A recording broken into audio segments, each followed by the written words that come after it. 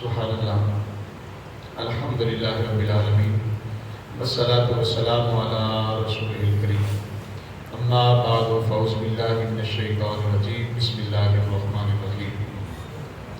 سبحان اللہ۔ سامعین و ناظرین، آج جو احادیث پاک ہم پڑھ رہے ہیں ان میں نبی کریم صلی اللہ علیہ وسلم نے غرباء، فقراء اور مساکین کا ایک بہت بڑا مسئلہ حل فرمایا۔ غرباء اور فقراء کا مسئلہ یہ ہے کہ ان کے پاس مال و دولت نہیں ہوتا۔ جب امراء صدقہ و خیرات کرتے ہیں تو وہ حسرت و یاس کے ساتھ انہیں دیکھتے ہیں، ان کا بھی دل کرتا ہے کہ صدقہ و خیرات کریں، لیکن ان کے پاس روپیہ پیسہ نہیں ہوتا، لیکن وہ احساس کم تری کا شکار ہوتے ہیں۔ نبی کریم صلی اللہ علیہ وسلم نے غرباء و فقراء کو بتایا کہ وہ پریشان نہ ہوں۔ صدقہ صرف روپے پیسے سے نہیں ہوتا، کیونکہ حضور علیہ السلام اپنی امت کے ہر فرد کے لیے غمخوار بن کر تشریف لائے اور رحمت للعالمین بن کر آئے۔ تو اس سے پہلے کہ میں یہ حدیث پاک آپ کے گوش گزار کروں، نبی پاک صلی اللہ علیہ وسلم بیٹھے ہوئے تھے مسجد نبوی شریف میں، تو ایک حضور کے غلام تشریف لائے، ان کا ایک ہی بیٹا تھا تو وہ فوت ہو گیا، معصوم ہی تھا، چھوٹا ہی تھا۔ تو اس نے عرض کیا کہ یا رسول اللہ میرا بیٹا فوت ہو گیا۔ آپ نے فرمایا کہ یہی بچہ کل قیامت والے دن تمہاری بخشش کا سبب بن جائے گا، تو شکر کرو یہ تمہارے پاس تھا تو فوت ہو گیا، اللہ پاک نے دیا تھا اس نے واپس لے لیا۔ تو ایک مائی قریب سے گزر رہی تھی، خاتون گزر رہی تھی، تو انہوں نے عرض کیا، ان کے پاس بیٹا نہیں تھا، اولاد تھی ہی نہیں ان کے پاس، تو وہ حاضر خدمت ہوئی، عرض کرنے لگی کہ یا رسول اللہ ان کے پاس تو بیٹا تھا وہ فوت ہو گیا، کل قیامت والے دن یہ اس کی شفاعت کرے گا، تو یا رسول اللہ جس کے پاس ہو ہی نہ آئے ہاں جی، کتنی بڑی بات ہے۔ عرض کیا یا رسول اللہ جس کے پاس ہو ہی نہ تو اس کا کون ہے؟ تو میرے رحمت للعالمین آ کر آپ نے فرمایا جس کا کوئی نہیں میں اس کا، سبحان اللہ، ہاں جی، اس کا میں ہوں۔ تو غرباء و مساکین جب احساس کمتری کا شکار ہوتے ہیں تو پھر میرے کریم آقا علیہ السلام نے پتہ نہیں کتنے لوگوں، ایسے لوگوں ہم جیسے کو دیکھا ہوگا ان کے پاس کچھ نہیں ہوتا، یہ بیچارے کہتے ہیں کہ کاش کہ ہم بھی صدقہ و خیرات کریں۔ تو نبی پاک صلی اللہ علیہ وسلم نے ارشاد فرمایا پریشان نہیں ہونا، ان کو اللہ نے مال دیا ہے، تمہیں اللہ نے نہیں نہ دیا، تو وہ صدقہ و خیرات کر کے ثواب لیتے ہیں، تمہارے لیے اور بھی آسانیاں ہیں۔ تو کریم آقا علیہ السلام نے ارشاد فرمایا، بخاری شریف کی حدیث ہے، ان علی کل مسلم فی کل یوم صدقۃ، بے شک ہر مسلمان کو ہر روز صدقہ کرنا چاہیے۔ صحابہ کرام رضوان اللہ تعالی اجمعین نے عرض کیا ومن یطیق ذلک یا رسول اللہ صلی اللہ علیہ وسلم، یا رسول اللہ کون ہر روز صدقہ کر سکتا ہے؟ رسول کریم صلی اللہ علیہ وسلم نے ارشاد فرمایا ان سلامک علی المسلم صدقۃ، سبحان اللہ۔ حضور نبی رحمت صلی اللہ علیہ وسلم نے فرمایا تمہارا مسلمان کو سلام کرنا بھی صدقہ ہے، سبحان اللہ، تمہارا مسلمان کو سلام کرنا بھی صدقہ ہے، سبحان اللہ۔ تو کتنی پیاری سنت ہے، لیکن اس سے معاشرے میں پیار اور محبت بڑھتا ہے، لیکن کیا ہے ہم مسجد میں نہیں آئے، ہم ایک دوسرے سے ادھر بھی سلام لینا نہیں کے بارے، بس جیسے ہی دعا ہوئی تو فوری طور پر نکل پڑتے ہیں، نہیں، اس سے کیا ہوتا ہے یہ صدقہ ہے۔ ہر مسلمان پر صبح جب اٹھتا ہے بیدار ہوتا ہے تو اس کے جسم کے 313 جوڑ ہیں، کتنے؟ اور ہر جوڑ پر ایک صدقہ ہے۔ تو حضور اسلام کے صحابہ نے کہ یا رسول اللہ ہر بندہ تو صدقہ اتنا ادا کر ہی نہیں سکتا.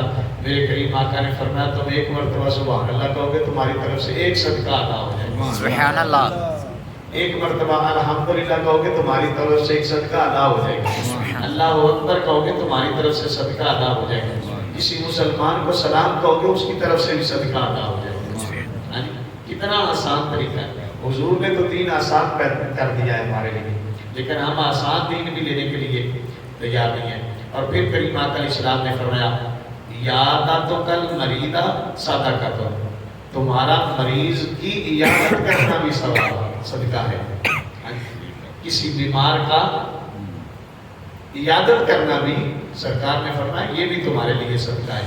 اور پھر حضور نبی رحمت صلی اللہ علیہ وسلم نے ارشاد فرمایا صلاتک علی الجنازہ صدقہ تو تمہارا نماز جنازہ پڑھنا یہ بھی صدقہ ہے.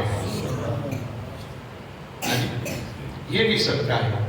اور پھر کریم آقا علیہ السلام نے فرمایا اماطتک الاذی عن الطریق صدقہ رستے سے تکلیف دہ چیز ہٹانا بھی تمہارے لیے صدقہ ہے. سبحان اللہ. تو کتنی چیزیں ہیں جو سرکار نے ہمارے لیے آسان فرما دی. یہ تو ہو گیا نا غرباء و مساکین کے لیے کہ جو جن کے پاس مال و دولت نہیں ہے وہ کیا کریں. نماز جنازہ پڑھنا بھی صدقہ. کسی بیمار کی بیمار پرسی کرنا بھی صدقہ. مسلمان بھائی کو سلام کہنا یہ بھی صدقہ. اور کریم آقا علیہ السلام نے فرمایا کہ آپ رستے پہ جا رہے ہیں کوئی تکلیف یہ چیز پڑی ہے تو آپ اس کو رستے سے اٹھا کر علیحدہ رکھ دیں گے یہ بھی تمہارے لیے صدقہ ہے. اسی لیے فرمایا نا کہ عمل سے زندگی بنتی ہے جنت بھی جہنم بھی یہ خاکی اپنی فطرت میں نہ نوری ہے نہ. ہم اس کی طرف توجہ نہیں دیتے. اسلام میں ہم آ تو گئے ہیں لیکن ہم اس کی طرف توجہ نہیں کرتے. ہمارے لیے کتنی آسانی ہے, کتنی آسانیاں ہیں ہمارے لیے. ہاں جی, ہر قدم پر ہمیں نیکی ملتی ہے. رستے میں جا رہے ہیں, مسلمان بھائی مل رہے ہیں, آپ انہیں کہہ دیجیے السلام علیکم, صدقہ بھی ادا ہو جائے گا, 30 نیکیاں بھی نامہ اعمال میں لکھی جائیں گی. ہو سکتا ہے اللہ تبارک و تعالیٰ ہمارے گناہوں کو بھی معاف فرما. یہ تو اس مالک کی رحمت ہے. کیا اس کی رحمت تھوڑی سی ہے؟ ہاں جی, اس کی بڑی رحمت وسیع ہے. اس لیے حضور اسلام کے غلاموں ہمیں چاہیے کہ ہم ان چیزوں پر, یہ تو بنیادی چیزیں ہیں, چھوٹی چھوٹی چیزیں ہیں, ان پہ اگر ہم عمل کرتے رہتے تو کتنی ڈھیروں ثواب, کتنی ڈھیروں نیکیاں ہمارے نامہ اعمال میں روز کی درج ہوتی رہیں. تو دعا ہے کہ اللہ رب العزت آپ کو اور مجھے اس پر عمل کی توفیق عطا فرمائے. تو جتنے میرے بڑے بھائی ہیں, عمراء احباب ہیں, وہ تو جتنے عمراء ہمارے دوست ہیں, بھائی ہیں, بزرگ ہیں, وہ غرباء و مساکین کی خدمت کر کے ثواب لیتے ہیں. اسی لیے بابا جی کی فرمائش ہے, میاں صاحب فرماتے ہیں رحمت دا دریا الہی تے ہر دم وگدا تیرا جے ایک قطرہ یار بخش سانو تے کی گٹ جا